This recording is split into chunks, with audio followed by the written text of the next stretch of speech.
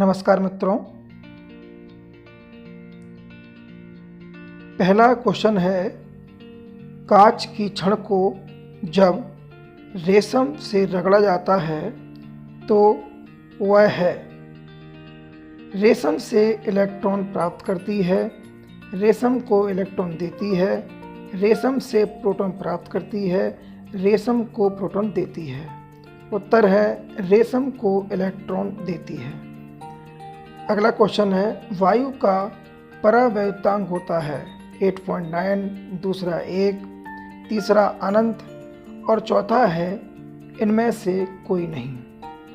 मित्रों, इसका आंसर होगा 1, अर्थात वायु का परावैद्युतांक का मान 1 होता है। तीसरा क्वेश्चन है निर्वात में रखे दो आवेशों के मध्य विद्युत बल कैपिटल F है। यदि दोनों आवेशों के मध्य तांबे की पट्टी रख दी जाए तो उनके बीच बल होगा F से अधिक, F से कम लेकिन अशून्य, तीसरा है F, चौथा है शून्य।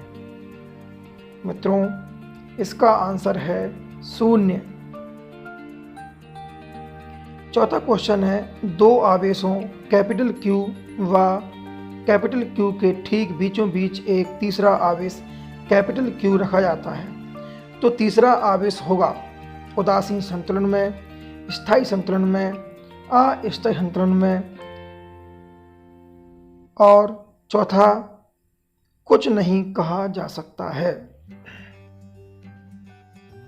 मित्रों, इसका आंसर होगा स्थायी संतुलन में।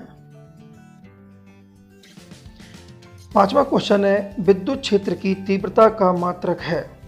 पहला न्यूटन प्रति कूलाम, दूसरा जूल प्रति कूलाम, तीसरा वोल्ट मीटर, चौथा न्यूटन प्रति मीटर।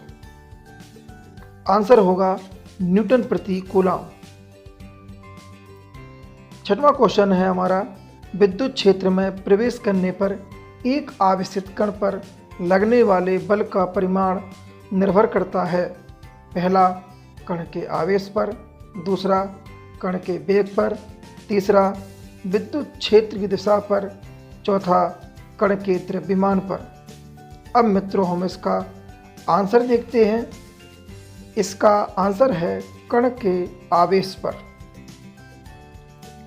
सातवां क्वेश्चन है एक इलेक्ट्रॉन व एक प्रोटॉन एक समान विद्युत क्षेत्र में स्थित हैं। उनके त्वरणों का अनुपात होगा पहला एकांक, दूसरा शून्य, तीसरा mp/me, चौथा me/mp। मित्रों, इसका आंसर होगा mp/me। यहाँ m द्रव्यमान है। आठवां क्वेश्चन है एक इलेक्ट्रॉन एक विद्युत क्षेत्र में इस प्रकार प्रवेश करता है कि उसका वेग विद्युत क्षेत्र रेखाओं की दिशा में ही है। ऐसी परिस्थिति में पहला एक इलेक्ट्रॉन का पथ एक वृत्त होगा, दूसरा इलेक्ट्रॉन का पथ परवलय होगा, तीसरा इलेक्ट्रॉन का वेग घटेगा, चौथा इलेक्ट्रॉन का वेग बढ़ेगा। मित्रों, इसका आंसर होगा इलेक्ट्रॉन का वेग घटेगा। हमारा 9वां क्वेश्चन है धातु के एक ऋण आवेशित छोटे गोले को दो बराबर तथा विपरीत बिंदु आवेशों के ठीक बीच में रखा जाता है। यदि गोले को धन आवेश की दिशा में थोड़ा सा हटाकर छोड़ दें तो पहला वह अपनी मूल स्थिति के परितः कंपन गति करेगा, दूसरा वह धनात्मक आवेश की ओर चलता जाएगा, तीसरा उसकी विद्युत स्थितिज ऊर्जा घटेगी तथा गतिज ऊर्जा बढ़ेगी, चौथा उसकी कुल ऊर्जा स्थिर होगी परंतु शून्य नहीं होगी। तो मित्रों, इस क्वेश्चन के लिए हमारा जो आंसर है वह धनात्मक आवेश की ओर चलता जाएगा। ओके मित्रों, अब हम 10वां क्वेश्चन पढ़ते हैं। विद्युत द्विध्रुव की निरक्षीय रेखा पर स्थित बिंदु पर विद्युत क्षेत्र की दिशा अपने द्विध्रुव आघूर्ण की दिशा के पहला समांतर होगी, दूसरा विपरीत दिशा में होगी, तीसरा लंबवत होगी, चौथा साथ संबंधित नहीं है। तो इसका आंसर होगा मित्रों विपरीत दिशा में होगी। अब हम क्वेश्चन नंबर 11 पढ़ेंगे। एक विद्युत द्विध्रुव एक बिंदु आवेश से उत्पन्न विद्युत क्षेत्र में किसी कोण पर रखा जाता है। द्विध्रुव पर आरोपित होगा पहला केवल बल आघूर्ण, दूसरा केवल बल, तीसरा बल तथा बल आघूर्ण दोनों, चौथा ना बल और ना बल आघूर्ण। तो मित्रों इसके लिए आंसर होगा बल तथा बल आघूर्ण दोनों।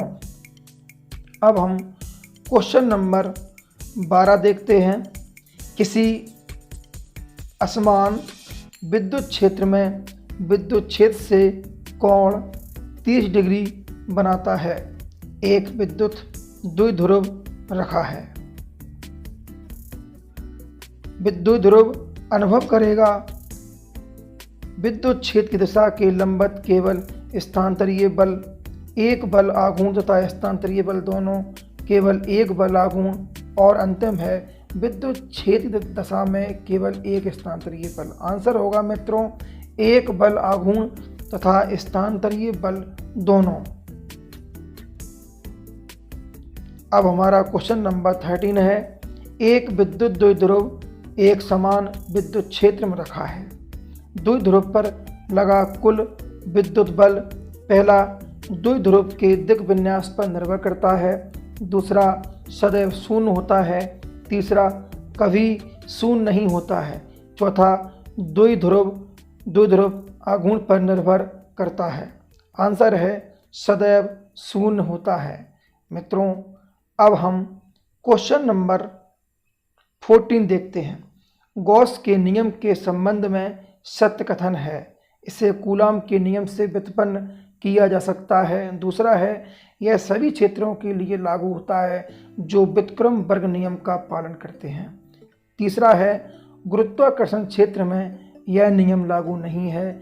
चौथा इसमें आंसर पहला और दूसरा दोनों हो सकते हैं। तो हम आंसर देखते हैं कि आंसर क्या है। आंसर है हमारा इसे कूलाम के नियम से व्युत्पन्न किया जा सकता है। मित्रों अब हम अंतिम क्वेश्चन देखते हैं। Question number 15। एक विलगित धातु के ठोस गोले को आवेश +q दिया जाता है। यह आवेश गोले पर वितरित होगा पहला समान रूप से और केवल पृष्ठ पर, दूसरा असमान रूप से और केवल पृष्ठ पर, तीसरा समान रूप से आयतन के भीतर, चौथा असमान रूप से आयतन के भीतर। तो मित्रों हम आंसर देखते हैं इसका समान रूप से और केवल पृष्ठ पर। तो मित्रों आज हमने 15 क्वेश्चन पढ़े हैं।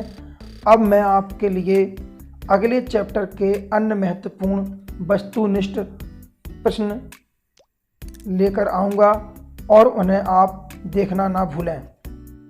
कृपया हमारे चैनल को सब्सक्राइब करना भी ना भूलें। आप सभी को मेरा वीडियो देखने के लिए बहुत बहुत धन्यवाद।